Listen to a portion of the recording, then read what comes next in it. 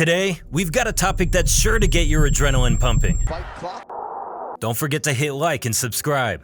First up, we've got the enigmatic Jon Bones Jones, known for his incredible fighting skills, who, unfortunately, also made headlines for less honorable reasons. But this one instance became more of a blemish on an otherwise stellar career. The lone loss is against Matt Hamill due to the controversial 12-6 elbow, a rule violation that stands out in the MMA history books. Jones unleashed a relentless flurry of elbows. Now, couple that with the controversial referee, in this case Steve Mazzagatti, Jones was dominating this fight, and Hamill was a defeated fighter, but then two illegal elbows landed, and Mazzagatti worked his way into headlines yet again by disqualifying Jones. It's worth noting that using 12-6 elbows remains a hot topic in MMA rules and regulations. Positioning of it 12-6, I came up with that there saying, all right, let me just make this clear then. So we're saying that my hand comes straight up and straight down. That's what's illegal. So 12 o'clock to 6 o'clock. But if I'm in side control and I bring my arm like this, we're okay with it. The controversy surrounding Jones's disqualification continues to influence discussions about rule enforcement in the spot. Next comes in the Mean Machine, Rousimar Palhares, a fighter known for his leg lock expertise. Palhares might be a submission specialist, but his approach to his signature move, the heel hook, took a rather dark turn. Palhares had a knack for latching onto his opponent's leg and cranking those heel hooks, but the trouble was, he didn't seem to know when to let go. During his time in the UFC, he left a trail of injured fighters in his wake. Tomas Derval and Mike Pierce both fell victim to his relentless heel hook. That last one, Mike Pierce, earned Palhares a lifetime ban from the UFC in 2013. But the story doesn't end there. Palhares found a new home in the World Series of Fighting, where he even snagged the welterweight title. However, old habits die hard, and Palhares found himself in hot water again. This time, it was against Jake Shields, who accused him of intentionally raking his eyes during their bout. The WSOF wasn't taking any chances either, and suspended Palhares indefinitely for holding a Kimura too long on Shields. Next, we have a fighter whose disqualification was a result of a bizarre situation. The unexpected New Year's Eve kiss took center stage in one of the most unusual incidents in MMA history. Heath, a name that UFC fans might remember for his battle against Brock Lesnar, had his own unforgettable moment on the other side of the globe. In Japan, Herring was a star with his distinctive hair and cowboy attire, but one of the most infamous incidents involving him took place at K1 Premium 2005 Dynamite. During the traditional stare down, something unusual happened. Yoshihiro Nakao, his soon-to-be opponent, decided to add a playful twist and planted a kiss right on Herring's lips. Now, if you thought that would lead to a playful encounter between the fighters, you couldn't be more wrong. Herring, far from being amused, responded with a powerful right hook that left Nakao unconscious before the fight had even begun. The unexpected blow turned the New Year's Eve event into one of the most talked about moments in MMA history. Initially, Herring was disqualified for his actions, but it was later ruled that Nakao's kiss was also a foul, so the fight's result was eventually changed to a no contest. Now, while that was a bizarre disqualification, we're about to discuss another one that left everyone stunned, especially the downed opponent who received an unexpected and illegal knee that was later targeted by the fans. Stay tuned.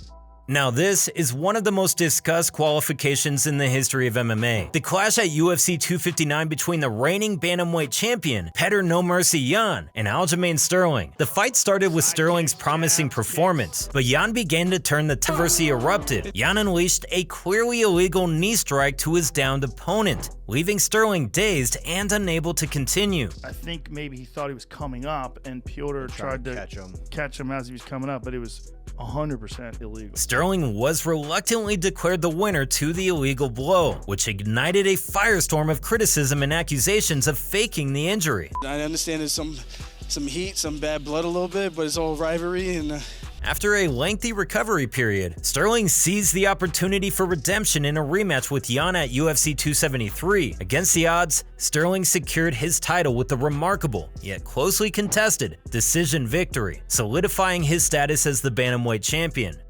Known for his prowess in the octagon, Paulo Filho found himself in a truly baffling situation during his bout with Chael Sonnen. In the midst of their intense battle, an accidental eye poke left Filho claiming he couldn't see. This prompted the concerned referee to stop the fight, yet moments later, Filho appeared ready to resume the fight. The entire sequence seemed pretty confusing, ultimately resulting in his disqualification. It was a moment that left both fighters and fans scratching their heads in disbelief. Frankie put me in a submission.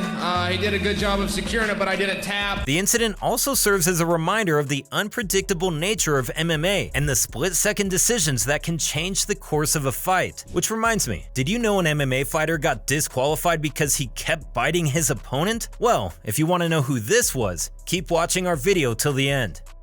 Jason High, a formidable lightweight fighter, found himself in a fight against Rafael dos Anjos that would take an unexpected turn. After a grueling fight, High emerged victorious, and his celebration knew no bounds. However, his post-fight celebration took an overzealous turn when he physically pushed referee Kevin Mulhall amid his excitement. It was a moment fueled by adrenaline and emotion, but it came at a significant cost. With no alternative, the referee had to make the difficult decision to disqualify High, turning what should have been a triumphant victory into a memorable, regrettable episode in MMA history. That referee. The incident between Joachim Hansen and Tatsuya Kawajiri knocked one off with disqualification within the first 8 seconds of the fight. Yeah, you heard that right, and it was nothing but a kick in the groin. Accidental groin kicks are an unfortunate part of the sport of MMA, and while they typically result in little more than a warning, there are instances where they lead to disqualification. One such incident occurred back in 2006 during a matchup between the two lightweight legends. In a fight that was anticipated to showcase tenacity and skills, it took an unexpected turn just 8 seconds into the fight. Joachim Hansen unleashed a thunderous groin shot that left his opponent in excruciating pain that didn't allow him to continue. The impact was so severe that it led to a disqualification, making a bizarre and painful end to what was meant to be a thrilling contest. Mike "Platinum" Perry, an MMA fighter known for his fierce personality and no-nonsense approach, Perry, in our co-main event at welterweight. got himself into trouble in a bout against Tim Means due to Perry's infamous temper. As the fight with Tim Means progressed, the tension and aggression inside the cage grew. During an MMA history, a decision fueled by adrenaline and anger, Mike Perry swatted away the incoming mouthpiece, deemed a violation of the rules. The referee had no choice but to disqualify Perry, ending the fight in a way that left both fans and fighters stunned. Gilbert Yvel, a fighter not unfamiliar with controversy, got his name into MMA history because of a moment both shocking and bizarre. During a bout at Fight Festival 12 in 2004, frustration boiled over. The referee tried to intervene, but Yvel's response was extraordinary. In a burst of anger, he unleashed a powerful left hand, not at the opponent, but at the referee. The punch sent the referee sprawling and knocked him off. What followed was equally shocking. Yvel kicked the downed referee, resulting in immediate disqualification. The incident left fans in disbelief and cemented Yvel's legacy as one of MMA's most controversial figures for all the wrong reasons.